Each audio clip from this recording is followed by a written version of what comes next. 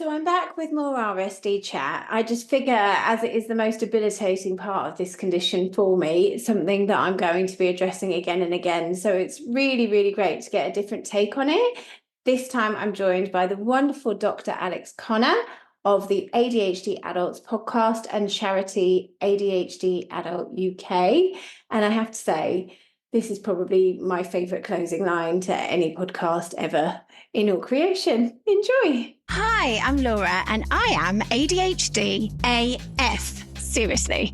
In the interim between seasons 2 and 3, I've created these micro interviews to use the platform to share useful information to the ADHD community. I'm just a late diagnosed ADHDer sharing my lived experiences, which means I'm not a psychiatrist, therapist, or coach. I am not trained or even emotionally equipped to offer advice or support. And that's why I've gathered these golden nuggets of information from people who actually know what they're talking about. There will likely be swearing and sensitive subject matter, so please have a read of the description of each episode before ingesting these juicy morsels of information, or in other words, tidbits. ADHD AF. Tidbits! I always refer to myself as the queen of RSD, and then we were talking before and you said that you used to be the queen of RSD, but you're not anymore. So please tell me how you shed that crown.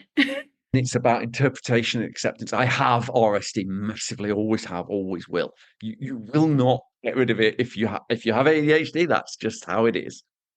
Feeling not liking rejection is normal. Standard. And even with RSD, reacting terribly to rejection is awful. But from my perspective, that's not the bad bit of RSD. The bad bit is not reacting well to expectations of rejection, especially if they're not in fact going to come. You're suffering unnecessarily.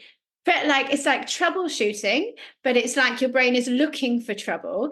And then if you feel it as if it's happened anyway, then you're suffering anyway. Exactly. I've got a few mantras that I have to have written down because I can't remember anything like this, obviously, at the time. As soon as I'm emotional, like interviews, as soon as I've got any kind of emotional investment, I forget everything, don't know what I am, who I am. So I write it all down. Laminator's a good friend. And are you ready? Always make no an option. That I say that to myself, I would say daily. So if I'm not, I can't ask that because what if they say no? Well, if you ask somebody something and they can't say no, it's not a question, it's a demand. So if you're asking a question in advance, I prepare my route for no and my route for yes.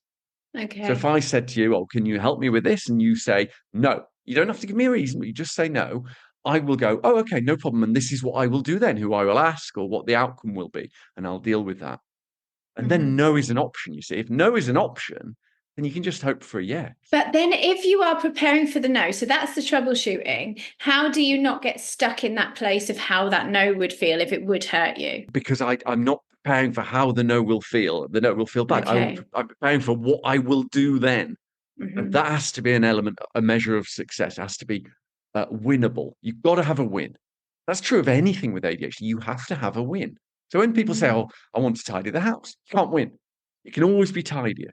If you can't win with ADHD, you're going to be paralyzed.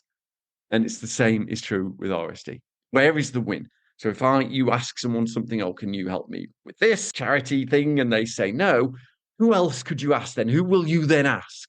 Yeah, could you then ask? Or what will you do? And nihilism also is important. So if it all falls down, will you die? You've got to catastrophize these things a little bit, make them silly, absurdist and extremist. So I'm not going to get arrested if that doesn't happen. I just want it to happen. And if you say no, then I'm allowed to say no too. Yeah. I don't prepare for no. I prepare for yes. I'm aware of what I will do if there's a no. Make no an option and make sure that it is a question. Make everything winnable. Yeah. These are fundamental for me. Absolutely. I will not take an exam, for example, if I'm not 99% certain of getting 99%. I will not allow myself to be assessed on somebody else's criteria.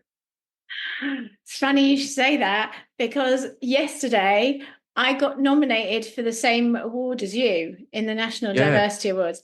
I am never going to win that fucking thing. No way. the last time I put myself up for anything like that, I did feel rejected. I guess maybe it will feel better knowing that I'm not going to be shortlisted. Do you know what I mean? Than actually thinking that I was. What rejecting the possibility is, that's RSD, right? So what the other way of looking at that is making no an option, is thinking, oh, if I got shortlisted, I'd feel really great about that. But if I didn't get shortlisted, I can tell people I was grateful for the nomination, which presumably you are, because I am. Oh gosh, completely. We're not cats. We're terrible at being cats. We are more externally validated than other people, even the introverts. And we tend to think, oh, you should be able to be a monk on a hill or something. But that's not what we are. We're not built that way. We don't know if it's biological, like a part of ADHD, an emotional dysregulation, or if it's the drip, drip, drip of constant feeling like a piece of shit in a world designed for neurotypical people. I think it's probably a bit of both. Do you? Psychoeducation, it's probably somewhere in between. That's one of the reasons why it's not in the diagnostic criteria. People complain, don't they, about the psychiatrist? Oh, why isn't it in the DSM-5? And because they don't know. Actually, it's a sensible thing. They don't know it. In the same way that not being able to use a lift isn't a diagnostic criteria, because not everybody's got a lift. They don't know if we change structural barriers, if it would go away or if it would always be with us. I suspect it would. I suspect it's more a form of emotional dysregulation, anxiety, connected to the disorder, the neurological developmental disorder, than just a learned response, because we all have it. I think so. I suspect it's that, but it's probably a bit of both. Is there anything else before I tell you my ridiculous thing? No, tell me. So I have this weird thing where I get the best ideas come to me in the second before I've opened my eyes. It's like there's something about that clarity of my brain before I wake up, and I will sit bolt upright with an idea. So obviously, doing this Alien Nation tour, I sat bolt upright in my bed the other day, just went, RSD2. So I'm going to be like R2D2, but I'm talking about RSD. Wait till you see my hat. Now you've made me want to help the people. The people who've got diabetes insipidus, who keep urinating way too much water. They could go as C-through-PO. It's funny though, isn't it? Because it is like, my whole thing is that I renamed it to Really Shit Daydreams, and it has helped. It has helped to a degree. Yesterday is a really good example. Somebody who I was expecting to do something with, they've pulled out of it. And I can logically see they've got too much on, they can't do it. But my little heart for about a whole day was literally like I'd been stabbed. And the only way that I could do that was to be like, is there any evidence that the way that you perceive it is real? Is there a shred of it?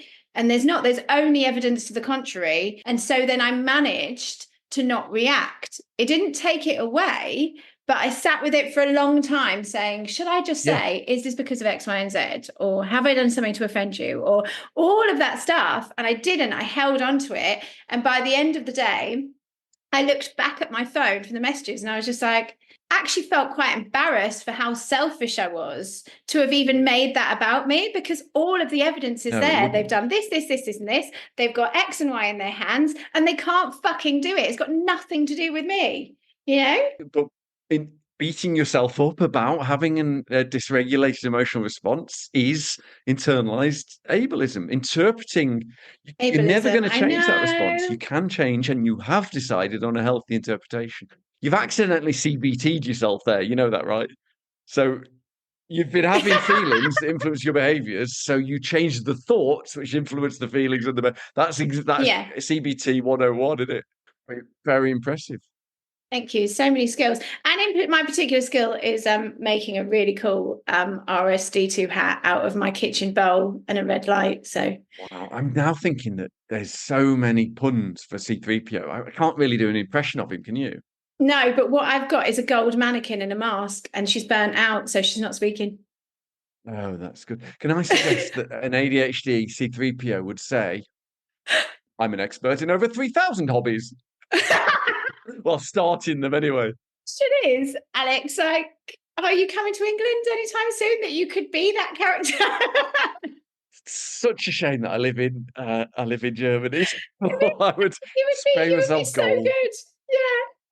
It's awful when you always see yourself as Han Solo, but you see 3PO. What an awful realization late in life. Oh my. I hope you enjoyed that tidbit. If so, please comment in the Q&A on Spotify or leave a review wherever you're listening, and I might just keep creating them alongside season 3, which is coming right up with some full-length interviews with absolutely legendary ADHD AF guests. If, like me, late diagnosed ADHD left you feeling like an alien, you are not alone. Come and connect with the community at ADHD AF Alien Nation Live Tour to raise ADHD awareness and connect local ADHDers.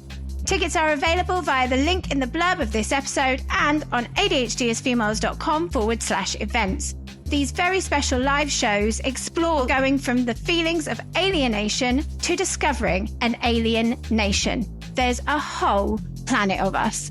I hope to see you in real life there and/or chat to you on Discord or over Zoom on the online peer support community Planet ADHD AF.